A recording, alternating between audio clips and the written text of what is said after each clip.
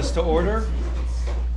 Do the flag salute. But I pledge allegiance to the flag of the United States of America and to the republic for which it stands, one nation under God, indivisible, with liberty and justice for all.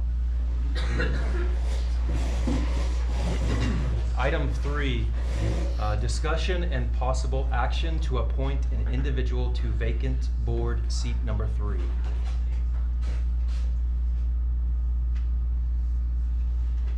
I'll make a motion to approve Morgan Reinhardt to vacate.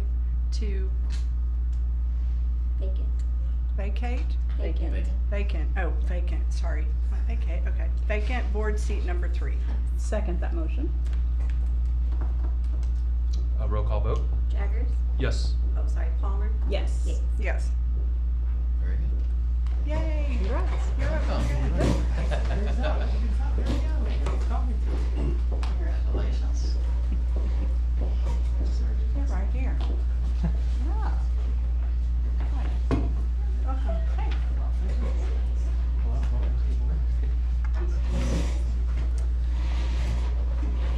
So I want to welcome you to the board.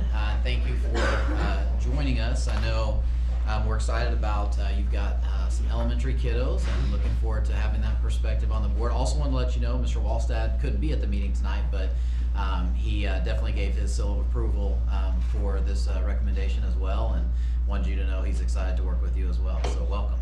Thanks. I'm excited to be here. Very good. Item 4, oath of office. Mr. Reinhardt, please stand. I may need a copy. You're going to repeat after me, but if you get tongue-tied like I do, you can kind of read it. If you want to raise your right hand.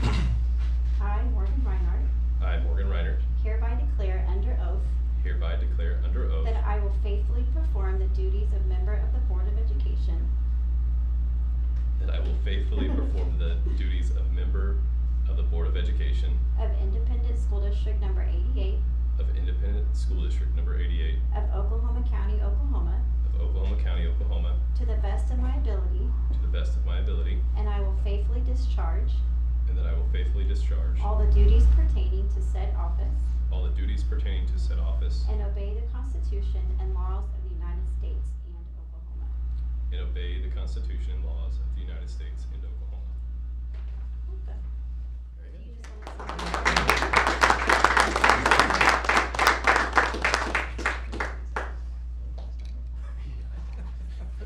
Thank you very much.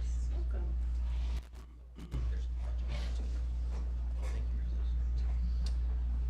Item 5, presentation and discussion of facilities improvement plans by Lingo Construction.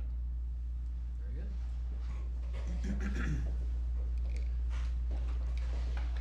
So Dane and I here, I'm Jacob Lingo Construction, I'm the project manager on this.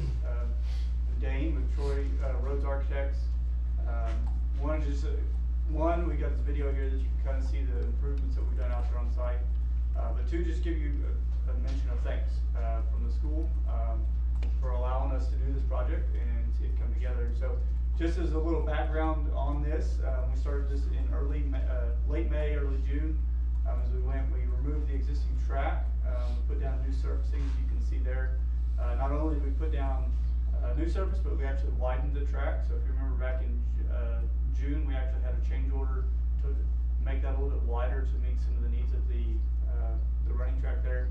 And it includes this long jump area here, or high jump area here, and yeah. So then other parts of this that we were able to do. So on this project, from a financial standpoint, as we kind of close this out, we aren't here to present any contingency or anything that was given back. And I want to explain a little bit of why that is because we were able to do a few more things in the project using all the funds that we had essentially. So some of the items that we did that were not in the original scope, we were able to reduce the amount of sod that we used on the project, which resulted in about $42,000 in savings. We used that money to go back towards these additional items along with the contingency that we had. So we put new fencing around the bleachers that are on the north side there. So instead of reusing the existing, we put in new fence. We did a little bit more pavement around the bleacher area than what we had originally anticipated. Mainly that is for a future expansion if you ever wanted to expand those bleachers, or if you just wanted a little bit more space around it. We added goalposts, and so new goalposts in place of that. Additional fencing modifications around the south side of the project, so we added a few more gates and things that makes the facility a little more usable than what we had originally planned. We did some grading, and along with that, we've installed some French drain systems on the inside of the track around the football field in some areas where there was some ponding and things. So we believe that's helped that situation.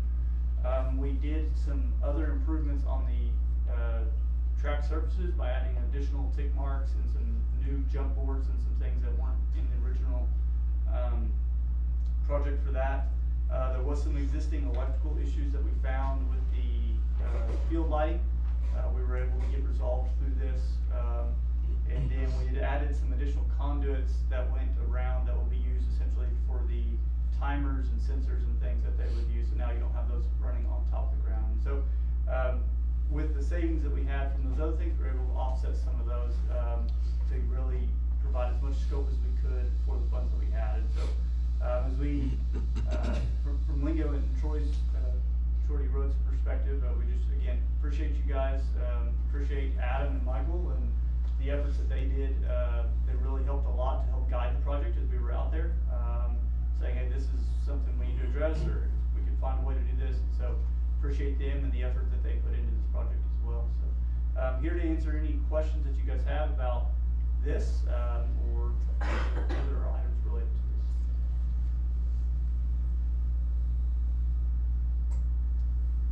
We'll say the timing of it was good because we had cross country, kind of going on, and had an opportunity to get them on the track surface, and knowing that it's a little bit better quality track surface than the cheapest thing out there. And I would frequently ask them, hey, what do you think? How's it going? And they love it. And they can tell a difference. They appreciate it. So I'm glad we went that route. That's good. Yeah, we did go with the higher grade track, which we believe was a good choice for this facility. I've gotten nothing but positive feedback from everyone who's seen it and told me about it. I know the fencing is a small thing, but it does look a lot better than the fencing that was there, and it's a perfect oval now instead of ovalish. So I think it's great, and it's going to last us a long time because it seems to be set up properly now with all the footing and things that you guys did. It should be a facility that lasts for quite a while. So we'll be in the process of turning over all of our closeout documents. Mortgage documents have already kind of been in place, and so but at the same time, I mean, as Lingo, we're always here. Helps with school however. The bleacher on the north side, I didn't mention that. We did center that back up on the new 50-yard line. It was previously offset by about 15 yards, but we moved that back over. Pretty cool process as we were able to do that to find a creative solution. The original quotes that we had were about 2 times the cost of what we actually ended up spending on it. And so, again, we put everything on some little bitty rollers and rolled the whole thing together. It's a pretty unique, creative way to find that solution there. So again, it was good team effort from the design team and Lingo to get that done. I have a question for you. Yeah. On the south side, that slab that I see there, is that for potential bleachers for the opposing side eventually? That's kind of next phase? Yeah, that's set up there for that ability. Okay. That was originally the scope was to move the existing home bleacher all the way around to the south side and then get a new home bleacher as a part of phase 2 of this. That would still be an option for the future if that was determined to be desired. Okay. Or you could just install a smaller bleacher there on that south side pad as well, without having to move the home side. The pad's already ready. The pad is very full, yes. To that, we initially we kind of looked at knowing that we also don't, with what this is going to be used for, we don't want to have bleachers so big that it looks like nobody's there even Right. when people are there. Sure. And so we shifted our thought to leaving those bleachers as they are, but adding some bleachers for visitors on the other side. And we started looking at potential options and trying to be cost effective. Mr. Martineau had a great point, because I was looking at just as cheap bleachers you can get that sit on the ground. And he said, you know, you're gonna need to get elevated bleachers because you're gonna have a football team on that sideline and they're Right. gonna be able to see over.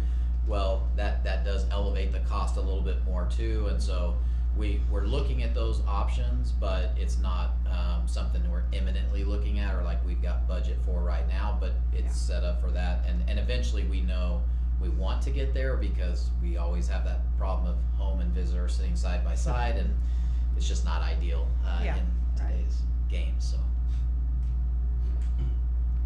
And now there's a nice little sidewalk over Yeah. there. They Yeah. can get over there easily now. Yeah, I mean, rough estimates so far that, you know, I've just kind of checked, you're looking anywhere from $50,000 to $70,000, probably closer to 50 Mhm. to get a set of bleachers that is elevated. Yeah. So we'll keep that in mind, and hopefully somewhere along the way we can get that Get done. there, yeah. I appreciate it, thank you very much. Yeah, thank you guys. Thank you. Looks great.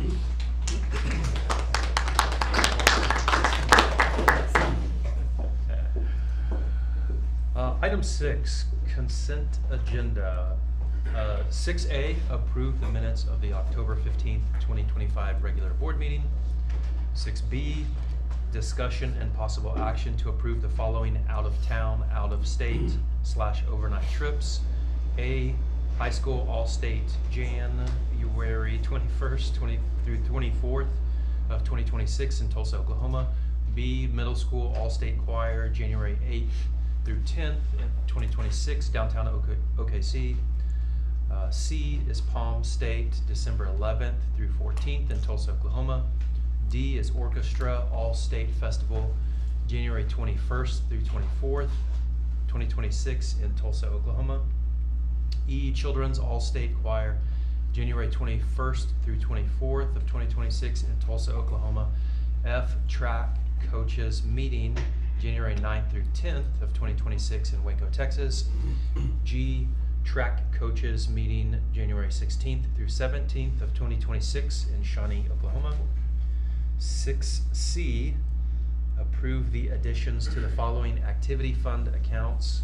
1, boys basketball 802, and 6D, approve the financial fund reports. So I would start out by talking about, this is not the financial reports, but last year at our November board meeting, that's the meeting where our audit was presented. And we've talked to them, and what they've told us is every year the federal government, because federal funds are a part of the audit, they release what's called the 2025 compliance supplement. They need that guidance to be able to audit it. It's typically released around June every year. It wasn't released in June this year, and because of the federal shutdown, it may not be released for a while. So the audit does not have to be completed until March 31st, so we've got plenty of time, and I think it should be released by then. Probably every school across the country is in the same boat, because if they have federal funds over a certain amount, you have to have that as a part of your single audit. So just, I would mention that's one thing that's out of the ordinary on this board meeting. We typically try to do it in November. It doesn't have to be done, but that's just why. I think everything else besides that is good to go. Moving into the activity fund, you'll see that we've got an ending balance of $735,000. That's pretty close to the beginning balance, the amount we started out at the beginning of the year. That's a good sign that it's very healthy and we're doing well. Typically, you're still down a lot more at this point, so the fundraisers have been going good. We've been doing a good job of raising money. There's also no negative activity fund accounts, which you never want to see, because that means somebody's over encumbered. Moving on to the function summary report. So the first page is the general fund, and this has changed just a little bit from last month because it's updated. You'll notice the appropriated amounts on the left-hand column if you compared that to last month's, they've all changed because they've been updated for our approved budget amounts. And so just if you're looking at those numbers, and if you ever go back and compare, that's why they've changed. We've got 13,170,000 with rounding encumbered, and we've already spent 4,100,000. So altogether, that's about 17,250,000. On the far right hand side, you've got a balance of 1,153,000. We kind of talked about this when we did the budget. We don't plan on spending all of that. You have to have some space to encumber, because you're not going to spend every dollar of every PO you have open. You know, there are some blanket POs that you have to have open if there's like repairs and stuff like that. And so you need them in place so that you can do that. So we don't plan on spending really anywhere close to up to the balance. But that's just, you know, explaining the report, kind of giving you a rundown. The other page I would go through on the function summary report is the second page. This is our building fund.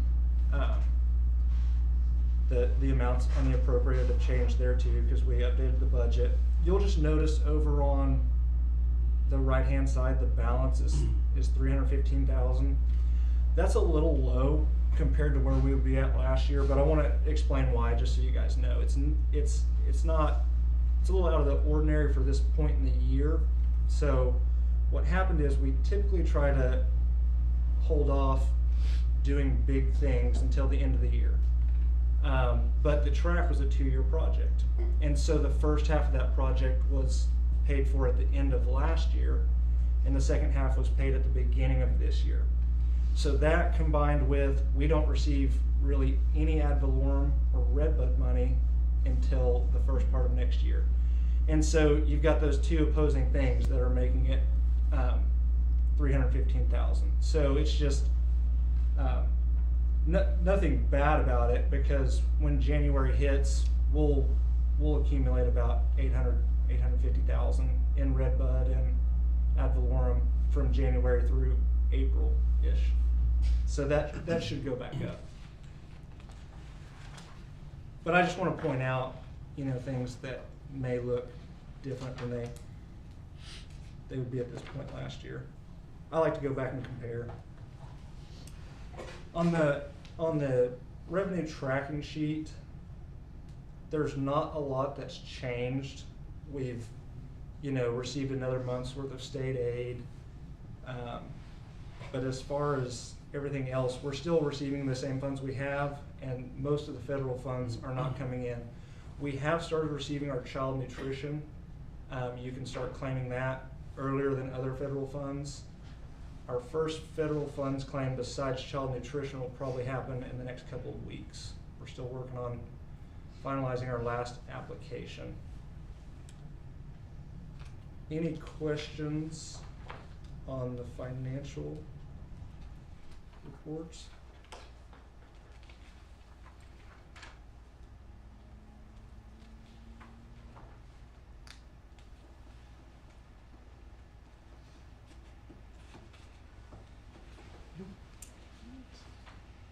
Make a motion to approve the consent agenda. Second? Roll call vote? Palmer, Yes. Yates, Yes. Reinhardt, Yes. Jaggers. Yes. Item 7, approve the general fund non-payroll encumbrances for fiscal year 26, number 335 through 372 of $30,808.31. The fiscal year 26 change orders for general fund, $10,345.18. The general fund payroll, numbers 70,000 through 70,595 for $13,370,786.73. And the fiscal year 26 building fund non-payroll, number 15 through 17 of $6,515.82. So I like to go through and just off the top explain some of the bigger ones, and you guys let me know if I'm on the wrong number. Last month we kind of got off. So it should be, the first one should be PO 347 to next level flooring for $5,750. What is going on there is we are refinishing the high school gym floor and also the elementary gym floor. We typically try to do the high school one every year. It's also probably about time to redo the elementary one. The high school one gets a lot of wear and tear from, you know, all the different, there's a lot of sports that use the high school gym. So that's what's going on there. When are you looking to do that? Mr. Thanksgiving. Okay. Over the break. They'll start the Monday of Thanksgiving break, and they'll need, you know, the majority of the week, probably until Friday for it to cure and dry. They're gonna start on the elementary gym Monday morning, or Monday afternoon, I guess, Okay. Thanksgiving break, and then go from there. And in talking with some of the other athletic directors, you know, neighboring schools and like schools, like us, 4A schools, some of them do their floors twice a year. You know, I don't think we ever have. I'm not sure that it's necessary, just because I feel like during the season, certainly, they usually do it during the basketball season. You know, you wanna make sure you're good there. I like to wait until a little later, like Thanksgiving. In the past, they've done it over fall break. At the beginning, I'd like to get some of the practices out of the way, and it'd be a little bit better for, you know, the beginning of the season, so. Thank you. The next one I would do is PO 361 to Nook Pod. So the high school for $5,000. So Mr. Jewell, with his high school budget, is purchasing what's called a Nook Pod, and I'll let him explain it a little more than me. But from my understanding, what it is it's pretty cool. It's like a little room that is completely soundproof, and you can go in there. I think it fits 4 students. You can go in there and you can't hear anything outside. So it's a good place to go, be able to study and kind of go through your homework and stuff. Anything you want to add? No, but I mean, I'm so, this is like 2 years in the making of trying to get this. And they're used in all the big companies. I talked to them on the phone. They were like the LA Raiders just purchased 20 of them. Disney purchased 50, whatever the number is. Basically, it looks like a little pod, like a little house that you build with Legos. But it's like wearing noise-canceling headphones, but it's open. And it has a charging station, it has a whiteboard you can write on, and really it's used for, thinking about speech therapy, meetings, just a place for kids to just get away from the loudness sometimes, especially now without cell phones. It is about 20 times louder in the high school, at cafeteria duty. I want to go in there myself, but we thought about putting it in the commons area, but then also, secondarily, it's movable, so it's on wheels. And so we've talked to not only Heather Williams with Special Services, but even Mrs. Chavez, and Ms. Donnelly about potentially for some of our, sometimes guys, we have to have speech paths, meet with kids in the hallway. And it's hard to pay attention when your kids are walking by, I'm walking by, Mr. Marshall is bebopping around, it's hard. And so we've talked about, even to Ms. Pace, putting it in the library, or another place for our concurrent kids, our kids at maybe an alternative school, and need places to study. And it's quite, you will not, I'm really excited just for you to try it. I couldn't believe it when I tried it. You won't believe it. You'll sit in it and go, wait a second, you can't hear 80% of the noise outside? You can't. It's like wearing noise canceling headphones, but it's open. It's something I think is really gonna be a good investment. So you can see in it. Cool. Do what? You can see in it. Oh yeah, it's completely open. Like I the mean, walls are totally open? Walls are totally open, so the exterior, it's just like a house, like you build, like my little Lego building like this, and this whole entire side that you're sitting in is wide open. Wow. But the technology, I don't know what the company does, look it up, Nook Pod, you won't believe it. But you can see it out though? Oh yeah. And one side is, you could get one side closed with like a whiteboard. Yeah, that's what we did. Um, It's all colored too, it's right colors, white and purple. but then it looks just like a little booth. Yeah. Like it's just got a bench, a padded bench and a padded bench They and need to table. get you on a commercial. I'm telling you. I knew you explained I it. want one now. You sold me. I'm at You a sold convention. me. I'm literally at a convention, and this guy's just sitting in this thing, and this is a huge convention hall, like Cox Convention Center. And I walked over and I'm like, what is this? He's like, well, just come sit down. And you sit down, and you're like, whoa. He's like, I know, it's kind of cool, right? And I'm like, how much is this thing? He gives me this. I go, we can't afford that. I'm out here. He goes, we'll work with you. We know you guys are public schools. We want to help people and show them that this is used for multiple avenues, sporting events, large corporations, public schools, private schools. We want to get this out to the world. And that's what I mean, I've been on the phone a lot of times with those people. Do you plug it into the wall? It's powered for electrical, but you don't need to. You can move wherever you want to. You'll see it.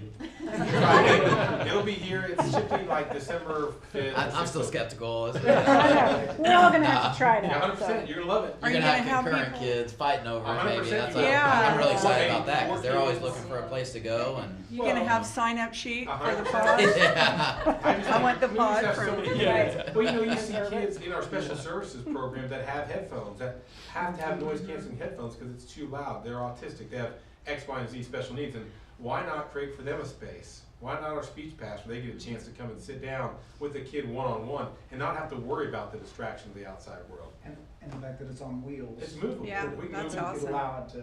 Go down to Miss Williams, wherever. It's gonna be great. It's kind of funny that both those POs I just did, refinishing the gym floors and the Nook Pod, Mr. Marshmallow and Mr. Jewel did some old-fashioned haggling to get the price down. So, Well, yeah. That's good. The- Love it. The Nook Pod was and they did really a good job too. There you go.